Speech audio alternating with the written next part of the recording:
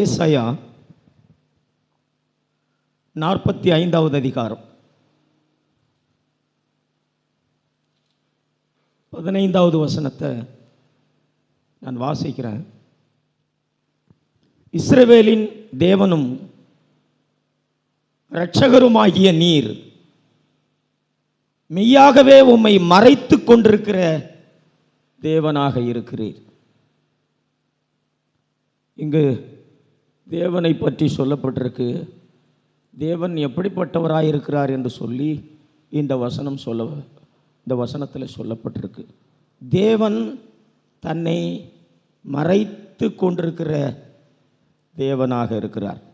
அண்ட சராசரங்களையும் படைத்த தேவன், சர்வ வல்லமையுள்ள தேவன் தன்னை மறைத்து கொண்டிருக்கிற தேவனாக இருக்கிறார். நான் பார்க்கிறோம், தேவன் வானத்திலிருந்து நமக்கு மழையை பெய்ய பண்ணுகிறார். சூரியனை நமக்கு உதிக்க செய்கிறார். காற்றை தேவன் நமக்கு வீச செய்கிறவராக இருக்கிறார்.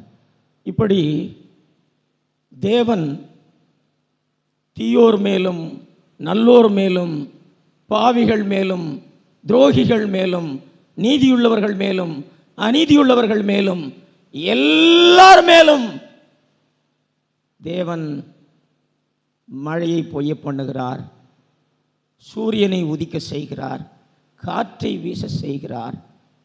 இப்படி தேவன் நன்மை செய்கிறவராக அவர் இருக்கிறார். கிறிஸ்தவர்களுக்கு மாத்திரமல்ல, பூமியில் இருக்கிற எல்லாருக்கும், தங்களை நல்லவர்கள் என்று சொல்லிக் கொள்வர்களுக்கும், தீயோருக்கும், நாங்கள் நீதியுள்ளவர்கள் என்று சொல்லிக் கொள்வர்களுக்கும், அநீதியுள்ளவர்களுக்கும், பாவிகளுக்கும், துரோகிகளுக்கும் தேவன் எப்படிப்பட்டவராக இருக்கிறார்? நன்மை செய்கிறவராக இருக்கிறார். இவ்வளவு காரியங்களையும் செய்கிற தேவன், நான் தான் இதை செய்தேன் என்று சொல்லி ஜனங்களுக்கு தன்னை காண்பிக்காத அளவுக்கு அவர் தன்னை மறைத்து கொண்டிருக்கிற தேவனாக இருக்கிறார். தேவன் இலவசமாக இவற்றையெல்லாம் கொடுக்கிறார் நமக்கு. ஆனால் மனிதர்கள் தேவன் இலவசமாய் கொடுப்பதையெல்லாம் பணம் சம்பாதிக்கும் வியாபாரங்களாக மாறிவிட்டது. நமக்கு ஒரு ஆக்சிஜன் குறைபாடு ஏற்பட்டால் மருத்துவமனைக்கு சென்று நாம் அந்த ஆக்சிஜனை செலுத்திக் கொள்ள வேண்டுமானால் ஆயிரக்கணக்கான ரூபாய் நாம் செலவு செய்ய வேண்டியவர்களாக நாம் இருக்கிறோம். குடிக்கிற தண்ணீர் இன்றைக்கு பணம் கொடுத்து வாங்கி குடிக்கிற அளவுக்கு அது ஒரு வியாபாரமாக இருக்கிறது. நாம் மின்சாரத்தை பயன்படுத்துகிறோம். இதற்கு மின் கட்டணங்களை நூற்றுக்கணக்கான ஆயிரக்கணக்கான ரூபாய் மின் கட்டணங்களை நாம் செலுத்துகிறோம். ஆனால் தேவன் உதிக்க பண்ணுகிற சூரியனுக்கும் பெய்ய பண்ணுகிற மழைக்கும் வீச செய்கிற காற்றுக்கும் நாம் பிரதிபலனாக தேவனுக்கு செய்ய வேண்டுமானால் ஒருவர் கூட நாம் அதை ஈடு செய்ய முடியாது. தேவன் நமக்கு இலவசமாய் இவற்றையெல்லாம் கொடுக்கிறார். எந்த ஒரு பிரதிபலனையும் எதிர்பார்க்காமல் தேவன் இவற்றையெல்லாம் நமக்கு செய்கிறவராக இருக்கிறார். தேவன் நன்மை செய்கிறவராக இருக்கிறார். இத்தனை நன்மைகளையும் ஜனங்களுக்கு தேவன் செய்தும் கூட நான் தான் இதையெல்லாம் செய்தேன் என்று சொல்லி தன்னை ஜனங்களுக்கு காண்பிக்காத அளவுக்கு அவர் தன்னை மறைத்து கொண்ட தேவனாக இருக்கிறார். அதுதான் இந்த வசனத்திலே சொல்லப்பட்டிருக்கிறது. தேவன் தன்னை மறைத்து கொண்டவராக இருக்கிறார். தன்னை மறைத்து கொண்டவராக இருக்கிறார் என்று சொன்னால் அதனுடைய பொருள் என்ன? தேவன் அவ்வளவு தாழ்மையுள்ளவராக இருக்கிறார். அண்ட சராசரங்களை படைத்த தெய்வம், சர்வ வல்லமையுள்ள தெய்வம் அத்தனை தாழ்மையுள்ளவராக இருக்கிறார். கிறிஸ்தவர்களாகிய நாம் சொல்லுகிறோம், நாங்கள் தேவனை அறிந்து கொண்டவர்கள், நாங்கள் இயேசுவை அறிந்து கொண்டிருக்கிறோம் என்று சொல்லுகிறோம். சகோதரா, இந்த பூமியிலே இயேசு எப்படி வாழ்ந்தார் என்று சொல்லி தெரியுமா? இயேசு எப்படி நடந்து கொண்டார் என்று சொல்லி தெரியுமா? நான் ஒரு சில வசனங்களை நான் உங்களுக்கு வாசித்து காண்பிக்கிறேன். மத்திய 8வது அதிகாரத்திலே ஒரு குஷ்டரோகி இயேசுவினிடத்தில் வந்து என்னுடைய குஷ்டரோகத்தை சுகமாக்கும்படி அவன் வேண்டிக் கொள்கிறான். இயேசு அவனுடைய குஷ்டரோகத்தை சுகமாக்கி அவனிடத்தில் என்ன சொன்னார்? 8வது அதிகாரம் 4வது வசனம். இயேசு அவனை நோக்கி, இதை நீ ஒருவனுக்கும் சொல்லாதபடி எச்சரிக்கையாயிரு. இது மட்டும் இல்லை, இந்த மாதிரி குருடர்கள், மரித்து போனவர்கள், இப்படி ஏராளமான ஜனங்களுக்கு இயேசு நன்மை செய்துவிட்டு, அவர்களுக்கு ஒரு அற்புதத்தை செய்துவிட்டு, அவரிடத்திலே இயேசு என்ன சொன்னார்? ஒருவரிடத்திலும் நீங்கள் என்ன பண்ணக்கூடாது? சொல்லக்கூடாது. இன்னும் ஒரு சில வசனங்களை கூட நான் உங்களுக்கு காண்பிக்கிறேன். இதே மத்தேயு 9வது அதிகாரத்தில் 27வது வசனத்தில் 2 குருடர்கள் இயேசுவின் பின்பதாக வந்து பார்வை அடைய வேண்டும் என்று சொல்லி வேண்டிக் கொண்டார்கள். இயேசு அவர்களுடைய கண்களை திறந்து அவர்களை பார்வையடைய செய்தார். அவர்களிடத்தில் என்ன சொன்னார்? 30வது வசனம், மத்தேயு 9வது அதிகாரம் 30வது வசனம். உடனே அவர்களுடைய கண்கள் திறக்கப்பட்டது, இதை ஒருவரும் அறியாதபடிக்கு எச்சரிக்கையாயிருங்கள் என்று இயேசு அவர்களுக்கு கண்டிப்பாய் கட்டளையிட்டார். இயேசு குஷ்டரோகியை சுஸ்தப்படுத்தினார், குருடருடைய கண்களை திறந்தார். நான் தான் இதை செய்தேன் என்று சொல்லி யாருக்கும் என்னை குறித்து என்ன பண்ணக்கூடாது? சொல்லக்கூடாது. இயேசு தன்னை மறைத்து கொண்டவராக இருந்தார். தனக்கென்று அவர் சுய விளம்பரங்களை தேடிக்கொள்ளவில்லை, சுய கனத்தை தேடிக்கொள்ளவில்லை, சுய மகிமையை தேடிக்கொள்ளவில்லை, சுய ஆதாயங்களை தேடிக்கொள்ளவில்லை. இயேசு தன்னை மறைத்து கொண்டவராக இருந்தார். இந்த மாதிரி இன்னும் ஏராளமான சம்பவங்களை நான் உங்களுக்கு சொல்ல முடியும். மார்க்கு 7வது அதிகாரம் 32வது வசனத்திலிருந்து நாம் பார்த்தா, அங்கே பேச முடியாத ஒரு வாயை உடையவனை குறித்து நாம் பார்க்கிறோம். கொன்னை வாயுடையவன் என்று சொல்லப்பட்டிருக்கிறது, செவிடன் என்று சொல்லப்பட்டிருக்கிறது. வாய் பேச முடியாது, காதும் கேட்காது. ஆனால் இவன் ஆண்டவரிடத்தில் வந்து ஆண்டவர் அவனை சொஸ்தப்படுத்தி விட்டார். அவனுடைய வாயை திறந்து விட்டார், அவனுடைய செவிகளை திறந்து விட்டார். இப்போ ஆண்டவர் என்ன சொன்னார்? இயேசு என்ன சொன்னார்? 35லிருந்து நான் வாசிக்கிறேன். உடனே அவனுடைய செவிகள் திறக்கப்பட்டு அவனுடைய நாவின் கட்டு அவிழ்ந்து அவன் செவையாய் பேசினான். அதை ஒருவருக்கும் சொல்ல வேண்டாம் என்று அவர்களுக்கு கட்டளையிட்டார். இதே மார்க்கு 8வது அதிகாரம். இந்த இடத்துல ஒரு குருடனை குறித்து சொல்லப்பட்டிருக்கிறது. 23வது வசனத்தில் 22வது வசனத்திலிருந்து நாம் வாசித்தால் இங்கே ஒரு குருடனை குறித்து சொல்லப்பட்டிருக்கிறது. இந்த குருடனுடைய கண்களை ஆண்டவர் திறந்து அவனை பார்வையடைய செய்து அவனுக்கு என்ன சொன்னார்? 25வது வசனம், 26வது வசனம். பின்பு அவர் மறுபடியும் அவன் கண்களின் மேல் கைகளை வைத்து அவனை ஏறிட்டும் பார்க்கும்படி செய்தார்.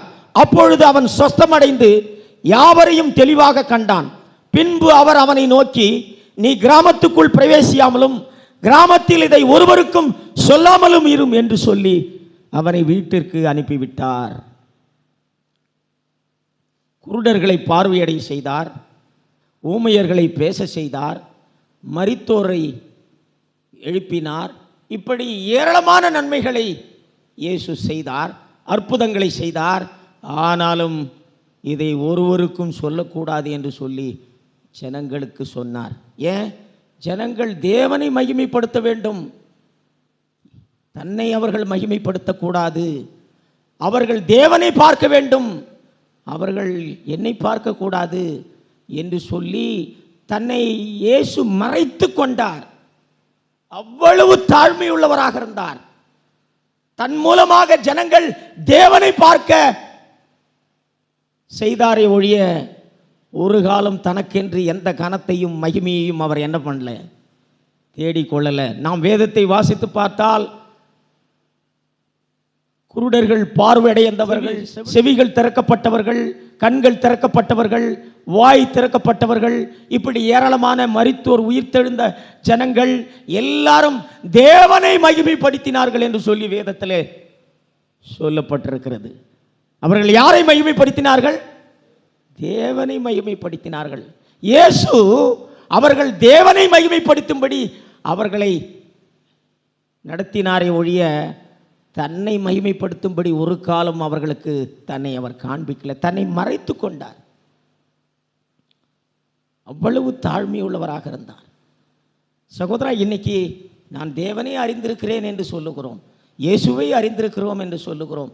நாம் எவ்வளவு தாழ்மையுள்ளவர்களாக இருக்கிறோம் சகோதரா. நாம் ஒன்றை செய்துவிட்டு நான் தான் இதை செய்தேன் என்று சொல்லி ஜனங்கள் பார்க்கக்கூடாது, ஜனங்களிடத்தில் எந்த மகிமையும் எனக்கு வேண்டாம், எந்த கனமும் வேண்டாம், எந்த ஆதாயமும் வேண்டாம் என்று சொல்லி தன்னை மறைத்து கொள்கிற தாழ்மையுள்ளவர்கள் நாம் எத்தனை பேர் இருக்கிறோம் சகோதரா?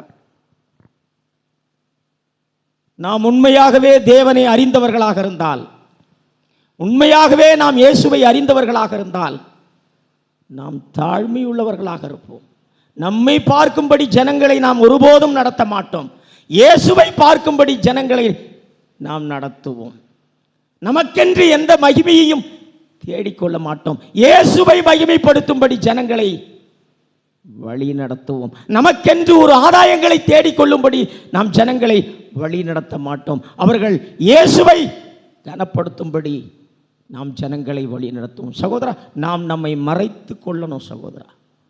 நான் உண்மையாகவே தேவனை அறிந்தவனாக இருந்தால், நான் உண்மையாகவே இயேசு கிறிஸ்துவை அறிந்திருக்கிறேன் என்று சொன்னால் நான் என்னை மறைத்து கொள்ளணும், என்னை காண்பிக்க கூடாது. எந்த செயலையும் செய்வதற்கு நான் தகுதியானவன் அல்ல. நான் என்னை மறைத்து கொள்ளணும். என் மூலமாக ஜனங்கள் இயேசுவை பார்க்க வேண்டும். நான் இயேசுவை காண்பிக்கிறவனாக நான் இருக்க வேண்டும். என்னை காண்பிக்கிறவனாக நான் இருக்கக்கூடாது. இன்றைக்கு இயேசு என்ன செய்தாரோ அதற்கு அப்படியே எதிர்மாறாக நடந்து கொண்டிருக்கிறது. ஏதோ இவர்கள் ஜனங்களை சுகமாக்கினது போல, ஏதோ ஜனங்களுக்கு இவர்களுக்கு அற்புதங்களை செய்ததை போல தேவனை மகிமைப்படுத்துவதை அவர்களுக்கு காண்பிக்காமல் தங்களை மேன்மையாக எண்ணும்படி ஜனங்களுக்கு தங்களை காண்பிக்கிறார்கள். இவர்கள் இயேசுவை பின்பற்றவில்லை. இவர்கள் இயேசு செய்தது போல செய்யவில்லை. இவர்கள் இயேசுவுக்கு அப்படியே எதிர்மாறாக செய்கிறார்கள். மாம்சமான ஜனக்கூட்டங்களை சேர்த்துக்கொண்டு ஜனங்களை வஞ்சிக்கிறவர்களாக இருக்கிறார்கள். இயேசு ஒருபோதும் ஒரு சுகமளிக்கும் கூட்டத்தை நடத்தி அந்த சுகமளிக்கும் கூட்டத்திலே ஜனங்கள் சுகமாகி அதை ஜனங்களுக்கெல்லாம் சொல்ல செய்து அதன் மூலமாக ஒரு காணிக்கை வசூல் செய்து சுகபோகமான ஒரு வாழ்க்கை வாழ்ந்தவர் அல்ல. ஜனங்களை சுகப்படுத்தினார், ஆனால் தேவனை மகிமைப்படுத்தும்படி ஜனங்களை அவர் நடத்தினார். அதற்காக எந்த ஒரு ஆதாயத்தையும் ஜனங்களிடத்திலிருந்து அவர் கேட்டு பெற்றுக்கொள்ளவில்லை. இன்றைக்கு சுகமளிக்கும் கூட்டம் என்று சொல்லுகிறார்கள், அற்புதம் கூட்டங்கள் என்று சொல்லுகிறார்கள், ஆசீர்வாத கூட்டங்கள் என்று சொல்லுகிறார்கள். இப்படிப்பட்ட கூட்டங்களுக்கு வருகிற ஜனங்களுக்கு இவர்கள் என்ன செய்கிறார்கள்? இவர்கள் எதை போதிக்கிறார்கள்? இப்படிப்பட்ட ஜனங்களுக்கு தாங்கள் ஏதோ ஒன்றை செய்தது போல, தாங்கள் இதற்கு ஏதோ ஒரு தகுதியானவர்களைப் போல, தாங்கள் ஜனங்களிடத்திலிருந்து ஒரு ஆதாயத்தை பெற்றுக்கொள்வதற்கு தாங்கள் ஒரு தகுதியானவர்கள் போல ஜனங்களை முன்னிறுத்தி சொல்ல செய்து தங்களுக்கென்று சுய விளம்பரங்களையும் தங்களுக்கென்று சுய கனத்தையும் தங்களுக்கென்று சுய ஆதாயங்களையும் தேடிக்கொள்கிறவர்களாக இருக்கிறார்கள். இவர்கள் இயேசுவை பின்பற்றுகிறவர்கள் அல்ல. இவர்கள் இயேசுவுக்கு அப்படியே எதிர்மாறாக செயல்படுகிறவர்கள். மாம்சீகமான ஜனக்கூட்டங்களை சேர்த்துக்கொண்டு ஜனங்களை வஞ்சிக்கிறவர்களாக இவர்கள் இருக்கிறார்கள். சகோதரா, நான் தேவனை அறிந்திருக்கிறேன், இயேசுவை அறிந்திருக்கிறேன் என்று சொன்னால் நாம் தாழ்மையுள்ளவர்களாக இருக்க வேண்டும். இதுதான் அடையாளம். நான் இயேசுவை அறிந்து கொண்டிருக்கிறேன் என்பதற்கு பிரதானமான அடையாளம் பாட்டு பாடுவதல்ல, பிரசங்கம் பண்ணுவதல்ல, நடனமாடுவதல்ல, இசை வாசிப்பதல்ல, தாழ்மை. நான் தாழ்மையாயிருப்பதுதான் நான் இயேசுவை அறிந்து இருக்கிறேன் என்பதற்கான பிரதான அடையாளம். தாழ்மை என்று சொன்னால் என்னை நான் மறைத்து கொள்ள வேண்டும், என்னை ஜனங்களுக்கு காண்பிக்க கூடாது. நான் ஏதோ இதை நான் செய்தேன் என்பது போல, நான் இதற்கு காரணமானவன் என்பது போல என்னை நான் காண்பிக்க கூடாது. நாம் ஒன்றுமில்லை, நாம் பூஜ்ஜியமானவர்கள். நாம் எதையும் தேவனுக்கென்று செய்திட முடியாது. நம்மை நாம் தாழ்த்தும் பொழுது, நம்மை நாம் மறைத்துக் கொள்ளும் பொழுது, நாம் இயேசுவை காண்பிக்கும்படி தேவன் நமக்கு என்ன பண்ணுவார்? உதவி செய்திருவார். இயேசுவை போலவே நடந்து கொள்ளும்படி தேவன் நமக்கு உதவி செய்திருவார். இயேசுவை போலவே ஒன்றை செய்யும்படி தேவன் நமக்கு உதவி செய்திருவார். ஆகவே இந்த நாளிலே சர்வ வல்லமையுள்ள தேவன் எவ்வளவு தாழ்மையுள்ளவராய் இருக்கிறார் என்பதை நாம் பார்க்க வேண்டும் சகோதரா. நாம் பரலோகத்துக்கு போனால் அந்த இடத்துல ஒரு ஆச்சரியமான காரியம் இருக்கும். அது என்னவென்று சொன்னால், தேவன் எவ்வளவு தாழ்மையுள்ளவராய் இருக்கிறார் என்பதை நாம் பார்க்கும் பொழுது நாம் அவ்வளவு ஆச்சரியம் உள்ளவர்களாக நாம் இருப்போம். கிறிஸ்தவர்கள் எண்ணிக்கொள்கிறார்கள், நான் தங்கமயமான வீதிகளிலே நான் நடக்கப் போகிறேன் என்று சொல்லி. கிறிஸ்தவர்கள் எண்ணிக்கொள்கிறார்கள், அங்கே மாட மாளிகைகள் கட்டப்பட்டிருக்கிறோம், அந்த இடத்திலே போய் நான் வாழப்போகிறேன் என்று சொல்லி. இவைகளெல்லாம் நம்மை ஆச்சரியப்படுத்துவதல்ல, தேவன் எவ்வளவு தாழ்மையுள்ளவராய் இருக்கிறார் என்பதை நாம் பார்க்கும் பொழுது இதுதான் நம்மை ஆச்சரியப்படுத்தும் சகோதரா. மாம்சமான மனுஷர்கள் நாம் சகோதரா. நம்மை குறித்து துளியளவு கூட பெருமை இருக்கக்கூடாது சகோதரா. துளியளவு கூட நம்மை பெரிதாக எண்ணக்கூடாது சகோதரா. துளியளவு கூட நம்மை உயர்த்தி காண்பிக்க கூடாது சகோதரா. நாம் மண்ணுக்கு சமமானவர்கள் சகோதரா. நாம் மண்ணுக்கு சமமானவர்கள். ஆகவே நாம் நம்மை மறைத்துக் கொள்கிறவர்களாய் நாம் இருப்போம். நாம் தாழ்மையுள்ளவர்களாக நாம் இருப்போம்.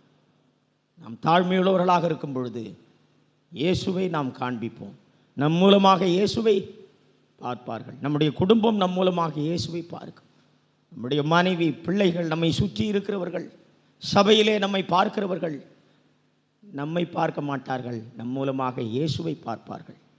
நாம் இயேசுவை காண்பிக்கிற ஜனங்களாக நாம் இருப்போம். நாம் இயேசுவை மகிமைப்படுத்துகிற ஜனங்களாக நாம் இருப்போம். கர்த்தர் தாமே நம்மை ஆசீர்வதிப்பாராக. ஆமென்.